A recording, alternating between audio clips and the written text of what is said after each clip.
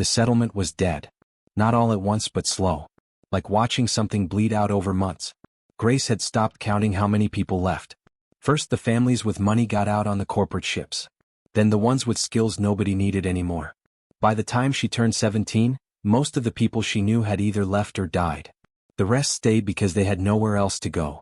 She was looking for copper wire in the old storage section when she heard the sound. It wasn't loud but it was wrong. A kind of broken whimper that didn't belong in a dead place. Grace had learned to ignore sounds that didn't matter anymore. Wind through broken walls, metal shifting as buildings fell apart. But this was different. This sounded alive.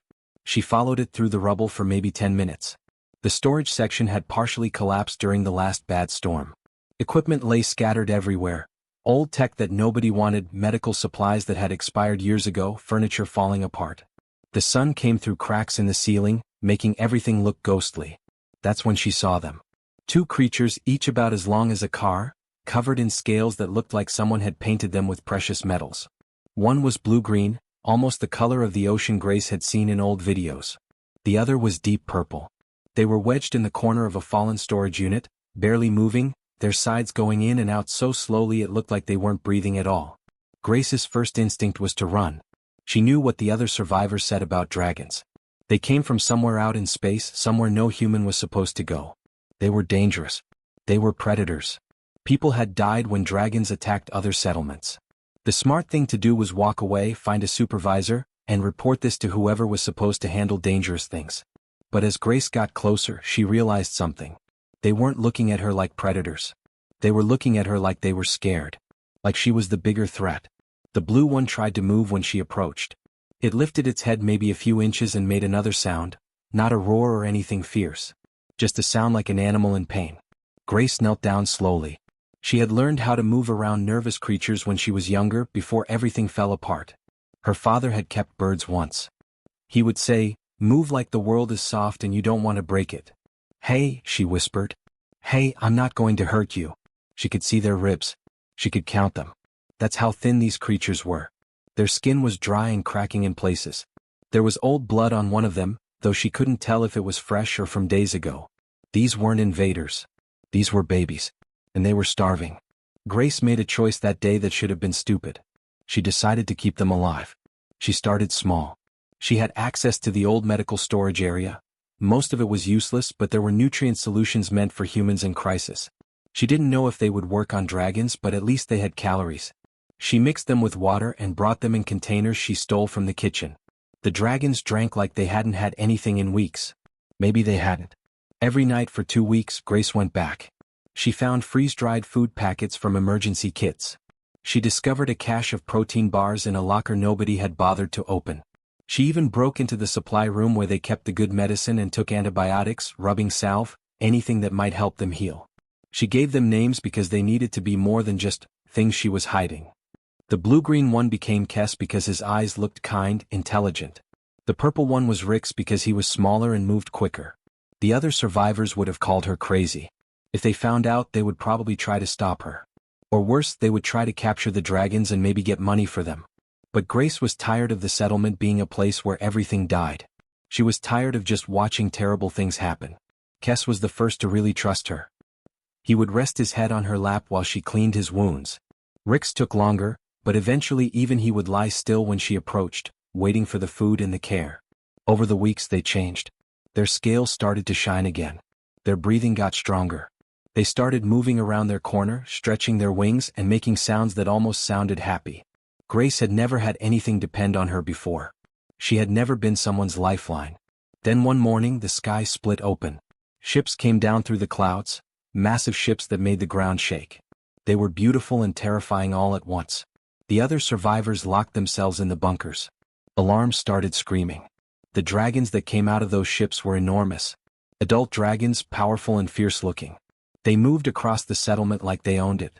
And they were looking for something. They found Kes and Rix. The moment those big dragons saw the small ones, everything changed. The hatchlings made sounds Grace had never heard before, sounds full of joy and belonging. The adults lifted them up carefully like they were precious cargo. Kes looked back at Grace one last time. Their eyes met for just a second. Then they were gone, lifted into the sky, disappearing into the massive ships above.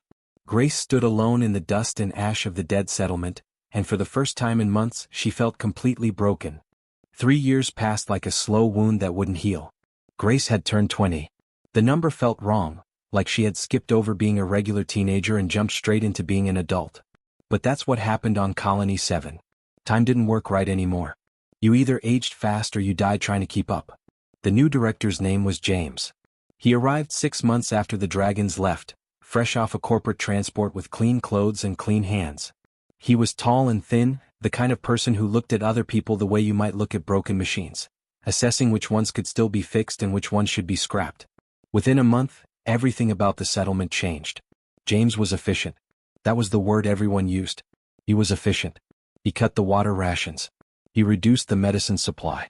He made lists of who was productive and who was a drain on resources. Efficiency meant money. Money meant advancement for James. It meant nothing to anyone else.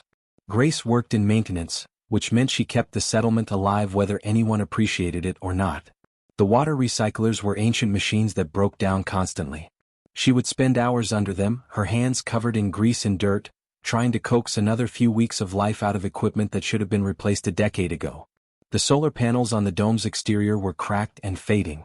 She climbed up in the harsh sunlight, replacing what she could, reinforcing what she couldn't replace. The generator, the big one that kept the domes from turning into ice boxes at night, required constant maintenance. One of its core systems was held together with wire and prayer. Without Grace, people would have frozen to death within months. But James paid her half the wage the previous director had promised. He said it was budget restructuring. Everyone understood what it meant. Your work was worth less now. Your survival was worth less. She watched what happened to people who complained. Tom Henricks was 57 years old and had worked in administration before the collapse. He asked James about the wage cuts in a public meeting. He said it wasn't fair that people couldn't survive on the money they were being paid. James listened politely and then added Tom's name to something he called the adjustment roster. Suddenly Tom got half rations. Then quarter rations. He got assigned to work camps, back-breaking labor moving rocks and broken machinery that didn't need to be moved. Within 4 months Tom was gone. Nobody knew if he left on a transport or if he just couldn't keep going anymore. Everyone else learned the lesson. There was a woman named Lisa who was pregnant. She had a job cleaning the medical center, and she needed medicine for complications with her pregnancy. She asked James if the settlement could help pay for it. He said medicine was expensive and that the settlement couldn't afford to subsidize individual problems. He also noted that she was becoming less productive as her condition advanced. When she couldn't work double shifts because she was sick, her supplies were cut. Grace watched Lisa get thinner and sicker. She watched the fear in her eyes. That's when something changed inside Grace. She started paying attention to the supply rooms. She learned which doors nobody locked because nobody important needed to go through them. She discovered that James kept his personal medical stores, good medicine, real food, things people desperately needed, in a secure storage area in his private quarters. She began taking things. Just small amounts. A bottle of antibiotics here. Some grain rations there. Nothing obvious enough to trigger an investigation. She was good at moving through the settlement unseen. Her job gave her access to the maintenance tunnels, the underspaces where pipes ran and cables twisted. She could move through the colony like a ghost, carrying stolen supplies to people who needed them. Lisa got medicine. An older man named Robert got antibiotics for an infection that was killing him. A family with a sick child got food supplements. An elderly woman got pain medication so she could sleep without agony. Nobody asked where the supplies came from. They were just grateful. Nobody knew it was Grace. Nobody could prove it. The supplies weren't tracked well enough to trace. James suspected someone was stealing from him, but he couldn't figure out who. He increased security on his personal stores, but he couldn't increase it everywhere. He was just one person and he couldn't watch everything. Grace kept stealing. It became routine. It became necessary. It became the only thing that made her feel like she had any power at all in a place where power was a weapon used against you. But sometimes, late at night when she was alone in the maintenance tunnels, she thought about Kes and Rix. She wondered if they remembered her. Probably not. They were creatures from between stars now, part of some massive civilization she couldn't even imagine. They had flown away to places where people didn't go hungry, where nobody counted calories or rations. They had left her behind in this gray, dying place. She doubted they thought about her at all. Why would they? To them she had been useful for a moment. A means to survive. Nothing more. Grace was good at accepting hard truths. She had learned that skill early. So she kept stealing from James. She kept feeding people who were starving. And she tried not to wonder about the dragons who had once trusted her enough to rest their heads on her hands. That girl felt like someone from another lifetime. It was just another morning. Grace was in the basement of Section C, working on the coolant pump that kept the habitat domes from overheating. The pump was making a sound it shouldn't make, a grinding noise that meant something inside was breaking down. She had maybe a week to figure out how to fix it before the whole system failed and temperatures inside the domes would spike to dangerous levels. She had her hands deep inside the machine when the alarms started. Not the regular warning alarms. The emergency alarms. The ones that meant something was wrong in a serious way. Grace pulled her hands out of the pump, grabbed a cloth to wipe the grease off, and headed for the communication panel. Whatever this was, it would affect the settlement's power systems. As maintenance chief, she needed to know what she was dealing with. The radio crackled with panicked voices. Something was in the atmosphere. Multiple contacts. Large contacts. Ships maybe, but nobody was sure. Grace's heart started moving faster. She climbed the stairs to the upper levels and headed for the observation deck. Other people were doing the same, drawn by the fear that something catastrophic was happening. Through the dome's transparent sections she could see it. 7 ships. Massive ones. Each one was the size of their largest transport freighter, maybe bigger. They weren't moving fast or aggressive. They were coming down through the atmosphere like something descending through water. Their hulls rippled with light, colors that seemed to move across the metal like they were alive.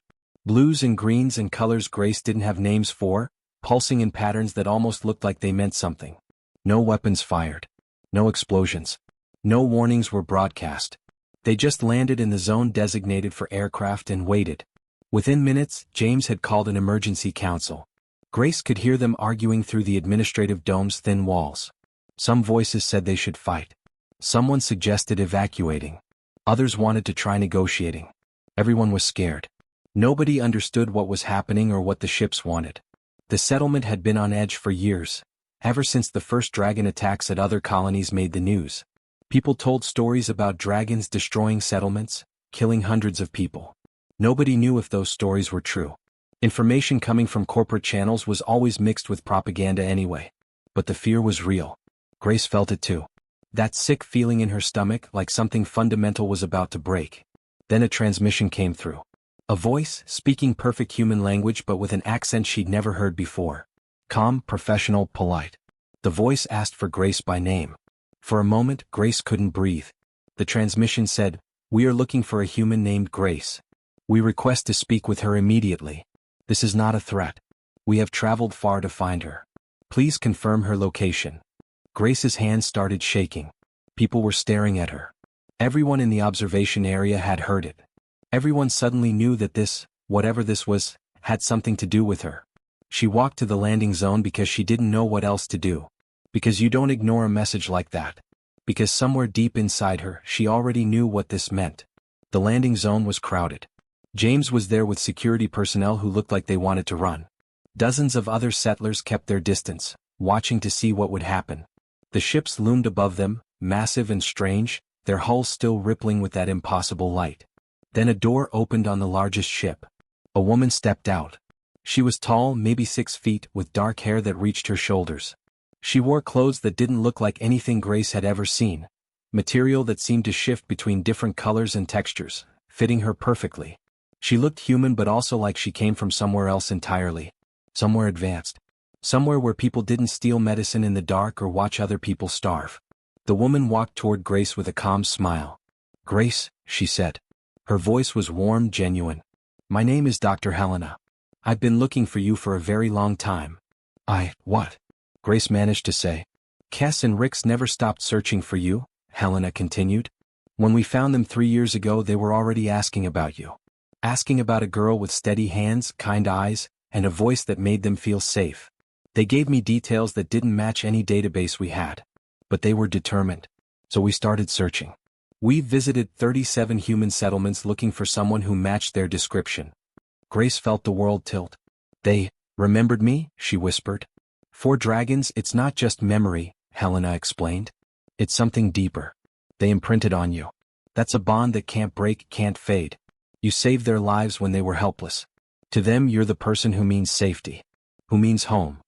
Behind Helena, movement caught Grace's eye. Two massive shapes emerged from the shadows of the ship. Scales that caught the light and threw it back in brilliant colors. Blue-green and deep purple. Larger than she remembered, powerful and magnificent, with wings folded against their backs. But the eyes were the same. Kes and Rick stepped into the sunlight. They were different, older, stronger, transformed from helpless babies into creatures of real power. But they moved with the same careful way they had when they were young. And when they saw Grace, they made sounds that echoed across the landing zone. Sounds full of joy and recognition and something that sounded like love. Grace started crying. She didn't care who was watching. She didn't care what James thought or what the other settlers feared. 3 years of fighting, 3 years of stealing and surviving and holding on, it all broke open at once. The dragons had come back. And they had come back for her. James grabbed her arm. His fingers dug in hard enough to hurt, hard enough to leave marks. Grace could feel the panic in his grip, the desperation of a man who saw everything he had built falling apart. "Don't," he hissed. "Don't you dare go near those things. Whatever they're offering you, it's a trap." Grace looked at him for a second. She saw the fear in his eyes, and for just a moment she felt something close to pity. He thought this was about him. He thought she was making a mistake that would hurt him. She pulled her arm free. "Get off me," she said quietly. Then she turned and walked toward the dragons. Her legs felt like they belonged to someone else, like she was watching herself move from somewhere outside her body. The landing zone was completely quiet now. Nobody was talking. Everyone was holding their breath, waiting to see what happened next. Kes was waiting for her. The dragon lowered his massive head, bringing it down to her level. This close, Grace could see the details of his scales, the way they caught the light, the patterns that ran across them like rivers. She could feel the warmth radiating off him like standing too close to a furnace. She could see her own reflection in his eye, a small girl, tiny compared to him but standing steady. Grace reached out and placed her hand on his snout. His scales were warm. They pulsed with something underneath, a heartbeat maybe, or something more than that. She could feel him breathing, each breath moving through his entire body. The texture was smooth in some places, rough in others. Real. Alive. Here. Rix moved closer on her other side, and Grace reached out to touch him too. The purple dragon made a sound, a rumble that vibrated through the ground and through her bones. It sounded like happiness. "They've destroyed 3 colonies for refusing to negotiate with dragons."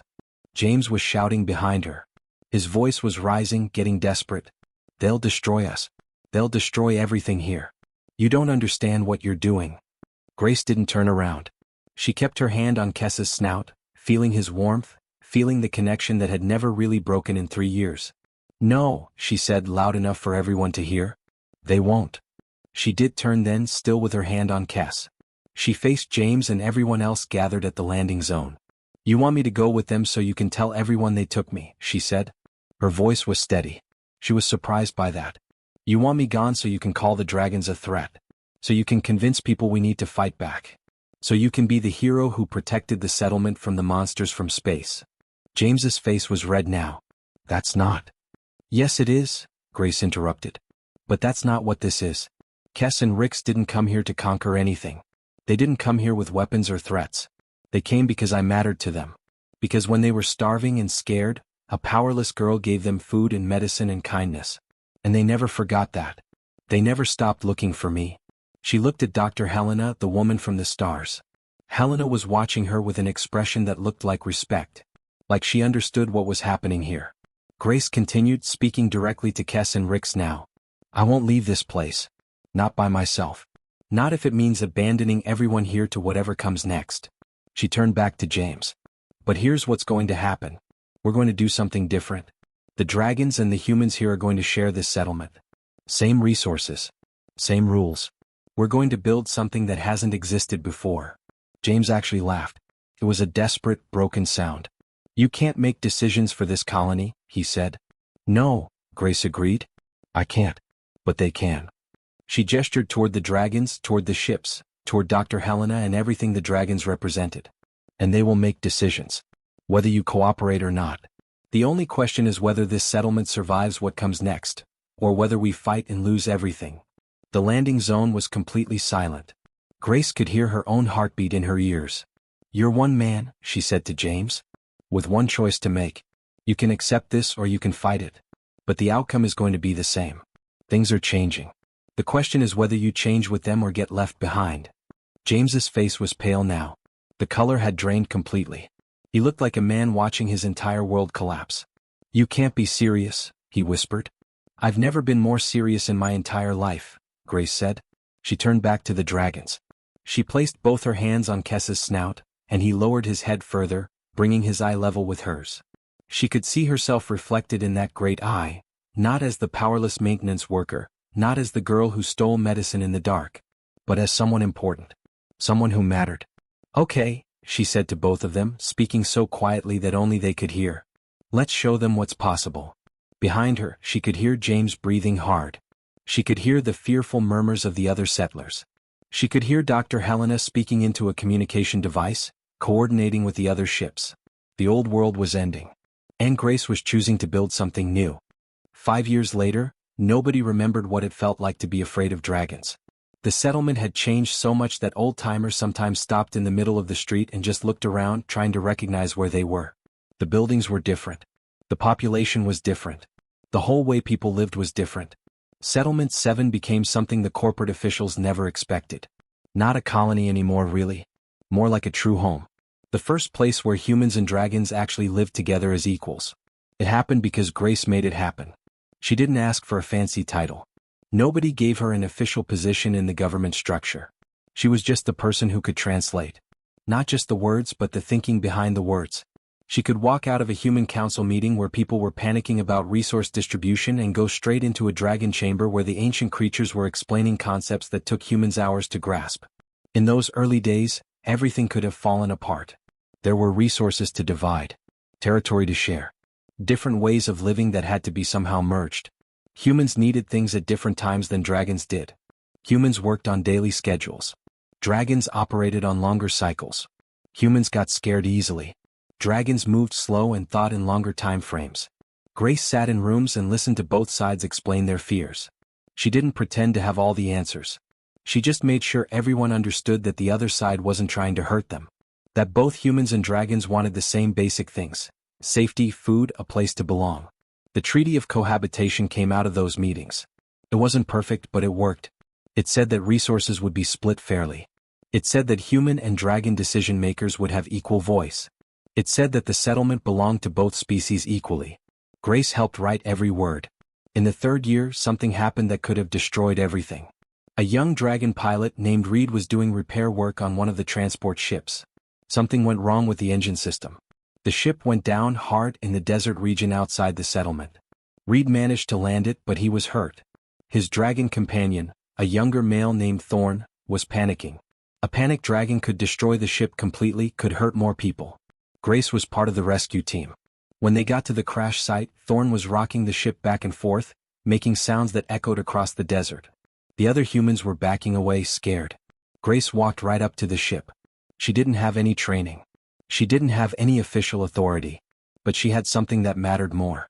She had a way of talking to dragons that made them understand she wasn't a threat. Thorn, she said, her voice calm and steady even though her heart was pounding. Reed is alive. He's hurt but he's alive. But he needs you to be calm so we can help him. The dragon stopped moving. He looked at Grace with one enormous eye. You're a flyer, she continued. You know what it's like when something goes wrong in the air. You know that panicking makes it worse. Reed needs you to trust me right now. Trust me to help him. Thorn made a sound, deep and rumbling. Then he moved aside, giving the rescue team access to Reed. Within an hour, Reed was in the medical center being treated by both human doctors and dragon healers working side by side. He recovered. Thorn stayed by his side every moment, and Grace made sure someone was always there to keep the dragon calm. It was small moments like that, moments where understanding between species saved lives, that made people believe the whole thing could actually work. James left after 2 years. He just packed his things and got on a supply ship heading back to the corporate territories. Nobody asked him to leave. He just understood that he didn't fit into what this place was becoming. Before he left, he actually apologized to Grace. It was awkward and uncomfortable, but it mattered. Other people came and went. Good administrators, skilled workers, families looking for a place where they could actually breathe. Some couldn't handle living alongside dragons and left. Most stayed. Most found that having dragons in your settlement meant better medicine, better technology, better ways of solving problems. The settlement started growing. By the 5th anniversary, Grace stood on the observation deck at night, looking out at the place she had helped create. The settlement had expanded into new districts. There were agricultural zones where humans and dragons worked together growing food in ways neither species could have managed alone. There were research centers where scientists from both species worked on problems together. There were children playing, human children and young dragons, learning from each other. The lakes reflected the lights from the settlement. It was beautiful in a way Grace had never imagined possible when she was 17, alone and powerless in the ruins of the old colony. Kes found her there. The dragon had grown large and wise. He moved with the confidence of something, that had found their place in the world. He settled beside Grace, his massive body warm in the cool night air. "We're doing it," Grace whispered. "We're actually doing it." Kes made a sound, a low rumble that sounded like thunder in the distance, like satisfaction, like coming home. He rested his head near her, not touching, but close enough that she could feel his warmth. They stood together in the darkness, watching the lights of their shared settlement spread out below them. Within 10 years there were 12 settlements like this one. 12 places where humans and dragons lived as partners. Trade routes opened between them. Research teams formed that included both species working on problems together. The galaxy started changing, slowly, carefully, moving toward something that had never existed before. It had all started because a girl saw 2 starving creatures and decided they mattered. It had started because Grace gave them food when she had nothing to give. It had started because she never forgot them and they never forgot her. Kindness. That was the rarest technology of all. The one thing that neither species could manufacture or buy or take by force. The one thing that changed everything. And it had changed everything. The end.